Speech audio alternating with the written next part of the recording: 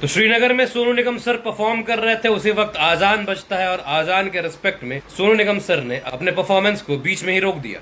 मैंने न्यूज के माध्यम से पढ़ा कि Sonu Nigam halted his performance for the azaan. मुझे बड़ा शॉकिंग सा फील हुआ और बड़ा अजीब सा भी फील हुआ कि जिस सोनू निगम सर ने 2016-17 के दरमियान आजान से होने वाले डिस्टर्बेंस के खिलाफ एक जंग सी छेड़ दी थी, जिन्होंने आजान करने वालों को गुंडागर्दी कही थी और अजान की आवाज को डिस्टर्बेंस बताया था। इस वीडियो को देखकर ये मत समझना कि मैं सोनू निगम सर को क्रिटिसाइज करने आया हूँ या फिर मैं सोनू निगम सर को पसंद नहीं करता। वो मेरे फेवरेट सिंगर हैं। मतलब अगर टॉप मोस्ट फेवरेट के चार्ट में देखा जाए ना, तो नंबर 1-2 में आएंगे सोनू निगम सर। और सोनू निगम सर का मैं एकदम बिल्कुल अपने दिल के भीतर से रिस्पेक्ट करता हूँ, क्योंकि जब पूरे देश में किसी के भी पिछवाड़े कुब्बत नहीं हुआ करती थी कि ऐसे चीजों के खिलाफ आवाज निकाले, तब सोनू निगम सर ने इनका विरोध किया था और कहा था कि अगर Sonu Nigam sir non Muslim है तो उनकी नींद कब तक अजान से टूटती रहेगी और कब तक, और ये कहाँ तक सही है एक सेक्युलर देश में रहकर।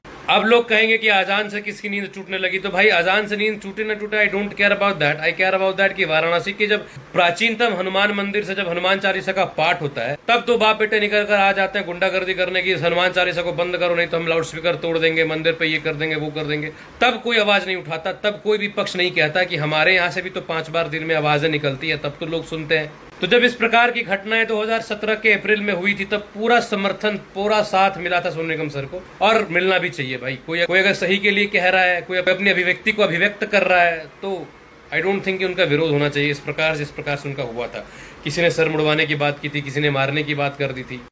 और केवल यही नहीं, आज जब सोनू निगम सर का श्रीनगर में कॉन्सर्ट तय था, सोनू निगम सर को वहां पर जाकर परफॉर्म करना था, तब कश्मीर के इन्फ्लुएंसर्स हो, कश्मीर के लोग हों जो मुस्लिम्स हैं, उन लोगों ने सोनू निगम सर का पुरजोर तरीके से विरोध किया। कईयों ने तो ये कह दिया कि सोनू निगम अगर यहाँ पर आएंगे कश्मीर में तो सड़कों को जाम कर दिया जाएगा, उनको परफॉर्म नहीं करने दिया जाएगा, कॉन्सर्ट होने नहीं दिए जाएंगे।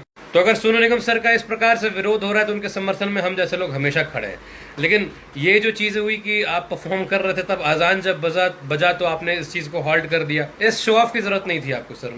मैं जेन्युइनली कह रहा हूँ। एक्चुअली सोनू निगम सर ने जो उस वक्त ट्वीट किया था 2017 में, ये रिलीजियस से ज्यादा एक सोशल इशू था, क्योंकि according to Sonu Nigam sir जो सोशल सोसाइटी में रहते हैं, उनको सच में अगर इससे प्रॉब्लम हो रहा था और वो लोग कहने से डर रहे थे, तो उनकी एक आवाज सोनू निगम की तरफ से उठी थी। लेकिन उसके बाद सोनू निगम सर ने ट्विटर को क्विट कर दिया था। फिर 2020 के दौरान जब सोनू निगम जाते हैं दुबई लॉकडाउन के पीरियड में, तब उनको ट्रोल किया जाता है कि अब जाकर तुम दुबई में बैठे हो, क्या अब तुमको डिस्टर्बेंस नहीं हो रहा।